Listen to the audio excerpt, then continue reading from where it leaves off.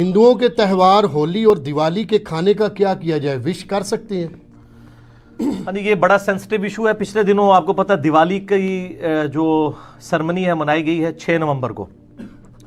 یہ ہندوؤں کے ہاں 2 بڑے تہوار منائے جاتے ہیں، ہولی کا اور دیوالی کا۔ اسی طریقے سے کرسچنز کے ہاں بھی یعنی کرسمس کا تہوار منایا جاتا ہے، اور بھی غیر مسلم کے ہاں تہوار منائے جاتے ہیں۔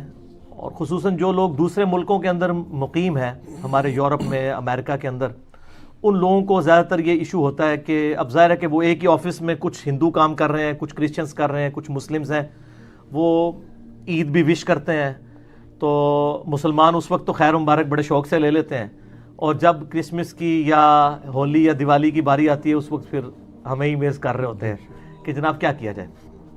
تو یہ اب اصولی بات اس حوالے سے سمجھ لیں۔ پہلی تو بات یہ ہے کہ as far as human dignity is concern, تو اس دنیا میں جتنے بھی لوگ آباد ہیں، ہیومن ڈگنیٹی میں آپ نے ان کی عزت کرنی ہے، چاہے وہ جیوز ہوں، کرسچنز ہوں، مسلمز ہوں، ہندو ہوں، بدھ مت کے رہنے والے لوگ ہوں، ان سب کے سب لوگوں کے ساتھ کھانا پینا بھی جائز ہے اگر کھانے والی چیز حلال ہو، ٹھیک ہے۔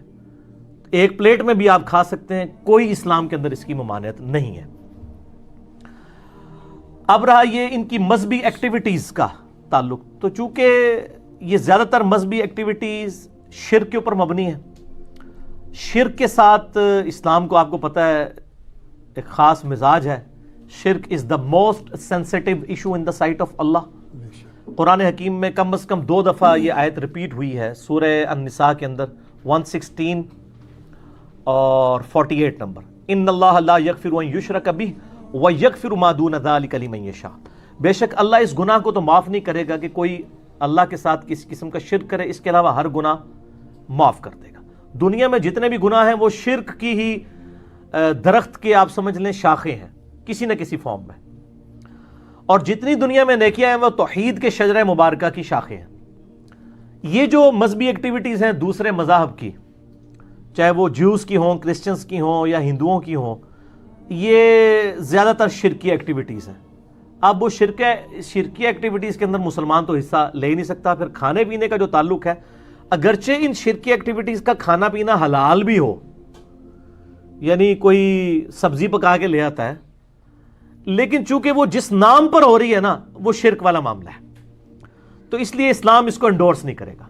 قرآن حکیم میں اگر آپ سورۃ المائدہ پڑھ کے دیکھیں نا، تو غیر اللہ کے نام کا جو کھانا ہے، اللہ کے علاوہ کسی اور کی تقرب کے لیے یا اس پہ غیر اللہ کا نام بولا گیا ہو، اعوذ باللہ من الشیطان الرجیم، آیت نمبر ہے 3 سورۃ المائدہ کی، اللہ تعالیٰ فرماتا ہے حرمت علیکم المیتہ، تمہارے لیے حرام کر دیا گیا ہے مردار، والدم، اور بہتا ہوا لہو، یعنی جو ذبح کے وقت جانور کا خون نکلتا ہے نا، یہ خون ہے تو پاک ہے لیکن پینا حرام ہے۔ اسی طریقے سے شراب جو ہے کپڑوں کو لگ جائے تو کپڑے ناپاک نہیں ہوں گے، لیکن شراب پینا حرام ہے، اسپرٹ ہو جائے، الکوہل ہو جائے۔ اسی لیے ہم وہ کہتے ہیں کہ آپ اسپرٹ والا جو الکوہل والا پرفیوم بھی استعمال کر سکتے ہیں، وہ آپ پی نہیں رہے ہوتے۔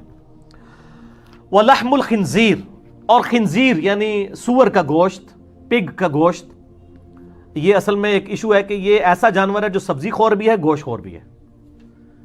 ویسے سارے سبزی خور جانور جو ہیں، جو بہیمۃ الانعام ہیں، وہ حلال ہیں، لیکن اس کے بارے میں جب پوچھا گیا کہا گیا نہیں یہ حرام ہے۔ 3 چیزیں ہو گئیں، مردار اور لہو بہتا ہوا اور خنزیر کا گوشت، وما اہل لغیر اللہ بہ، اور جس کے اوپر ذبح کے وقت غیر اللہ کا نام لیا جائے، غیر اللہ کے تقرب کے لیے ہو۔ اور یہی پھر آیت آگے چلتی ہے، اس میں ایک الفاظ یہ بھی ہیں وما ذبح علی النصب، اور جو بتوں کے تھانوں کے اوپر ذبح کیے جاتے ہیں جانور، یعنی ان تھانوں پر غیر اللہ کے تقرب کے لیے جانور ذبح ہو رہے ہیں، وہ بھی حرام ہوں گے، چاہے اللہ کا نام بھی ان پر لیا گیا ہو، تب بھی وہ حرام ہوں گے، کیونکہ تقرب جو ہے وہ غیر اللہ کے لیے ہے۔ صرف یہ نہیں ہے کہ ایک بندہ بسم اللہ اللہ اکبر پڑھ کے تو کسی بت کے سامنے ذبح کر دے تو وہ بھی حرام ہو جائے گا، تقرب اس بت کا ہو گیا،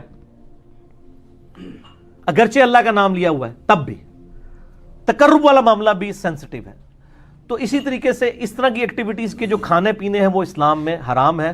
صحیح مسلم کے اندر حدیث موجود ہے، سیدنا علی رضی اللہ تعالیٰ عنہ سے کسی نے آ کے پوچھا کہ آپ نبی علیہ السلام کے اتنے قریبی ہیں، کیا آپ کو نبی صلی اللہ علیہ وآلہ وسلم نے کچھ خاص باتیں ایسی سکھائی ہیں جو باقی امت کو نہ بتائی ہوں. تو مولا علی نے کہا کہ نبی علیہ السلام نے وہی دین ہمیں بھی سکھایا جو پوری امت کو. ہاں جو فہم قرآن ہے وہ تو ظاہر ہے ہر مسلمان کا ایک حصہ ہے. اور پھر فرمایا اپنے تلوار کی نیام میں سے ایک صحیفہ نکالا اور کہا یہ نبی علیہ السلام نے ایک خاص صحیفہ ہمیں دیا ہے جس میں قیدیوں کے احکام لکھے ہوئے تھے. اگر کوئی مسلمان کو قتل کر دے اس کی کیا سزا ہے. ظاہر ہے نبی علیہ السلام کے بہاف پہ جنگ جمل صفین نہروان لڑنی تھی مولا علی نے, تو حضور نے ان کو بتا دیا کہ ان کے قیدیوں کے ساتھ تم نے کیا سلوک کرنا ہے. اور اس میں یہ عبارت بھی لکھی ہوئی تھی جو مدینے میں بدعت کو جاری کرے اس پہ اللہ کی لعنت, اللہ کے فرشتوں کی لعنت اور تمام لعنت کرنے والوں کی لعنت. یہ حدیث بخاری میں بھی ہے, لیکن مسلم والے طریق میں ایک اضافی ورڈ بھی ہے. وہ الفاظ یہ ہیں کہ جو غیر اللہ کے لیے ذبح کرے اس پہ اللہ کی لعنت. تو یہ جو ایکٹیویٹیز ہو رہی ہوتی ہیں, اب کرسمس کے اوپر ان کا عقیدہ ہے خدا نے بیٹا جنا, ہمارے نزدیک یہ شرک ہے. اب اس کے اوپر جو کھانا آئے گا وہ حلال بھی آ رہا ہوگا تو تقرب کسی اور کا ہوگا, اس لیے اس سے بچنا ہوگا. اور آپ لوگوں کو ایجوکیٹ کریں, ان سے نفرت نہ کریں, ان کو بتائیں کہ بھئی ہم گاڈ اورینٹڈ ہیں, آپ کی کتابوں میں بھی شرک حرام ہے. ہم ان ایکٹیویٹیز کو اس لیے سپورٹ نہیں کرتے کہ اس میں شرک ہے. اگر آپ شرک چھوڑ دیں اور شرک کے بغیر آپ کرسمس کے بارے میں کوئی صحیح عقیدہ رکھ لیں, حضرت عیسیٰ علیہ السلام کی پیدائش کے دن کو ایک انسان کی پیدائش کا دن سمجھیں, تو اس پہ آپ ہمیں کوئی لنگر بھی لا کے دے دیں اللہ کے نام کا, ہم کھا لیں گے, کوئی مسئلہ نہیں ہے, ہمیں کوئی چڑ نہیں ہے. ہندوؤں میں بھی اگر آپ دیکھیں جو آریہ سماج کے لوگ ہیں, یعنی وہ تو بالکل یعنی اورینٹڈ ون گاڈ کے گرد ہیں. وہ تو یعنی ان کی کتابوں میں بھی خدا کا اسٹیچو بنانا, بت بنانا, تصویر بنانا حرام ہے. اور ڈاکٹر ذاکر نائک نے پوری ویڈیو ریکارڈ کرائی ہے نا, سملیرٹیز بٹوین ہندوازم اینڈ اسلام, اردو میں بھی ہے اور انگلش میں بھی. آپ دیکھیں کہ ان کی کتابوں میں کس طرح کی توحید موجود ہے. تو ہندوؤں نے اگر اپنی توحید چھوڑ دی اور شرک اڈاپٹ کر لیا تو ان کو بتایا جائے بھئی آپ کی کتابوں میں تو یہ توحید لکھی ہے, ہم تو آپ کی کتابوں کی توحید کی وجہ سے آپ کے اس کھانے سے وائڈ کر رہے ہیں. یہ جواب دیں, قرآن سے بعد میں دیں. تعالوا الی کلمۃ سواء بیننا و بینکم, آؤ اس بات پہ اکٹھے ہو جائیں جو تم میں اور ہم میں کامن ہے. سورہ آل عمران آیت نمبر 64. تو ہندوؤں کو ان کی کتابوں کا ریفرنس دیں, عیسائیوں کو ان کی کتابوں کا. ایک اور لیکچر دیا ڈاکٹر ذاکر نائک نے, سملیرٹیز بٹوین کرسچینٹی اینڈ اسلام, اردو میں بھی ہے انگلش میں بھی. اس میں انہوں نے بتایا کہ اس میں بھی سور کا گوشت حرام ہے, شراب حرام ہے, یہ چیزیں ان کو بتائیں. تو انشاءاللہ تعالی لوگ حق بات قبول کریں گے. آپ بتانے کا سٹائل آپ کا ٹھیک ہونا چاہیے.